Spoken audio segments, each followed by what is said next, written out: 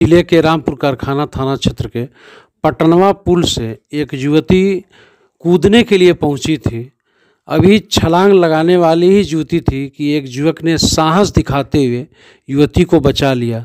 तब तक पुलिस भी पहुंच गई और सुसाइड करने के लिए पटनवा पुल पर पहुंची युवती का रेस्क्यू किया गया, जिसमें साहसी युवक की चारों तरफ प्रशंसा हो रही है। पुलिस ने भी इसमें सहयोग किया युवती को बचाने में। आप देखिए पूरा वीडियो।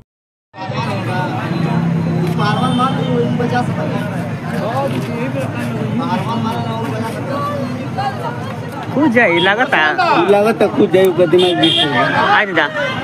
हाँ पकड़ ना